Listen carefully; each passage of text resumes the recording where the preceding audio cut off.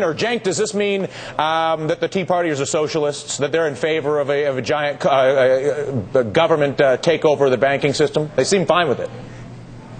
I actually think that the protesters themselves are honest and genuine about their feelings, and I think they really were worked up about the bailouts. But I have to be honest, I think they're suckers. I think they get easily duped by groups like Americans for Prosperity and Freedom Works, which are corporate-sponsored groups. And so instead of going to protest Wall Street, which is where all their efforts should be, they go protest in favor of healthcare companies. I mean, boy, did they get led around by the nose. And they got to feel kind of silly right now. Why aren't they out there on Wall Street protesting, hey, why did you take our money? They don't have to join the labor protests if that makes them uncomfortable. Do their own protests. I've been challenging them since the beginning of the year. I dare them to prove me wrong, that they're smart and that they care about this issue. Go protest on Wall Street. I guarantee you they won't do it because their corporate sponsors don't want that. Matt Lewis, how do you explain the Tea Party's absence from anything having to do with Wall Street reform and the bailouts when that was the catalyst for their formation? Am I correct that the Tea Partiers are, in fact, secret socialists? Well, look, I think they're being smart. It would probably feel very good for us to go protest Wall Street.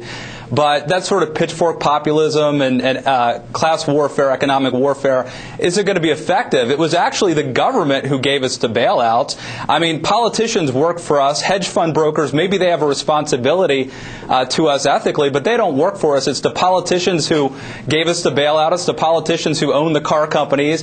It's the politicians and the Fed who kept interest rates too low. It's the quasi-government companies like Fannie and Freddie who destroyed the housing market. And so at the end of the day, isn't it Wall Street that sends the money to the politicians to change the rules to take the money to require the bail? Goldman Sachs did give $1 million to Barack Obama. Exactly. So you're right about that. Not only that, but he gave a lot to Chris Dodd and Barney Frank too. I don't understand when it's clear that the Democrats and Republicans are largely bought by the banking industry. If you're upset with the government, to Cenk's point, are Tea Partiers not intelligent enough to recognize that the government is under the employment of the banking system that is creating the laws that's allowing the banking system to steal the Tea Partiers' money? I think it's about being effective. If I were a strategist advising the Tea Party, I would say, look, you can feel good and go to Wall Street and hold up signs, or you can vote the bums out in 2010. Yeah. That's where the action is. Who would they vote for? Work for us. Well, look. Wait a minute. I got to regulate on this. Who would they vote for? Republicans? They're 10 times more in the tank for Wall Street. They That's just went up not true. and sucked up to Wall Street. There's a lot more Mitch money McConnell to and John Democrats. Cornyn. No. Goldman Sachs gave $1 million to Barack Obama. Matt, who did the bailout? Hold on, Jay. Ask him who did the bailout. Who was the president when the bailout was created, Matt? Who was the president? Look, I can see that. I was against the bailout. It was George W. Bush. No. You can't have it both ways, my man. We know the Democrats are completely screwing this up and bought by the bankers. That is clear.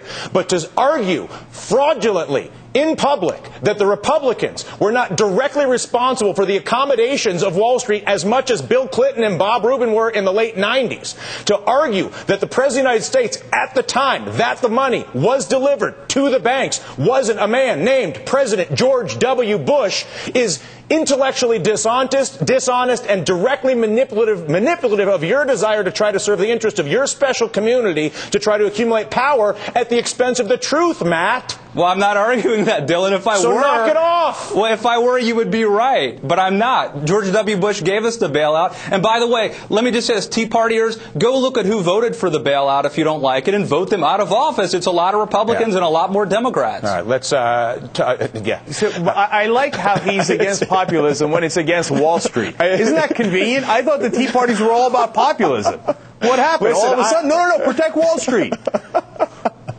All right, Nonsense. This is some places funny.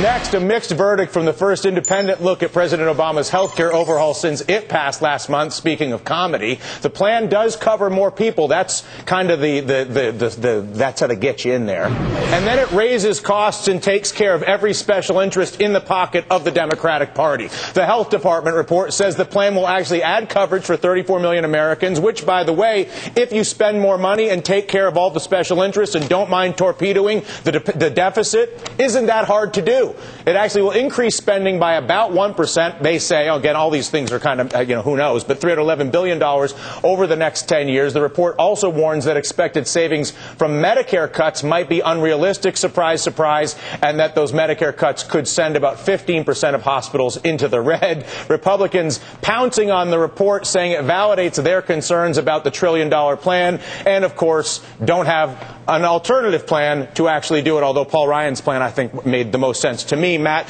how much fodder is this for Republicans, and will they actually come up with a better plan, or are they just talk about how well, it's pointless for Republicans to come up with a better plan because they had a better plan. They did not have a better plan. They did not have a better plan. They didn't cover all the people, Matt. If you don't cover all the people, it doesn't count as a plan. If your plan is the Rwanda plan, that we don't want it. And the Republicans' plan was the Rwanda plan. We've been saying all along that this would happen. And by the way, me too. So it was Barney. Are you kidding me? Everybody can see. The Republicans won't solve the Cenk. The issue is we don't have an opposition party. Please elaborate.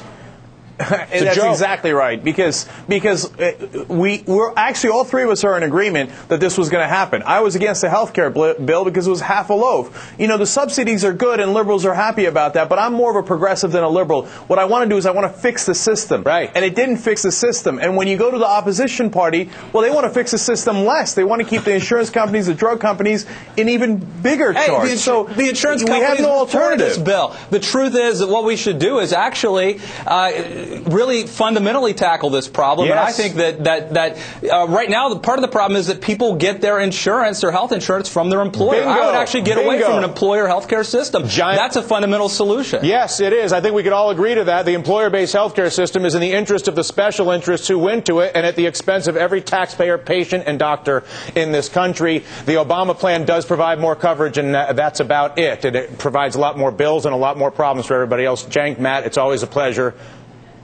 But, Matt, help us solve the problems, Matt. Forget the Republicans. Forget the Democrats. I'm a problem solver, Dylan. They're a bunch of they're all talking nonsense. We can solve this, but these parties aren't going to do it. Wait till November. All right. Well, listen. To Cenk's point, who are we voting for in November?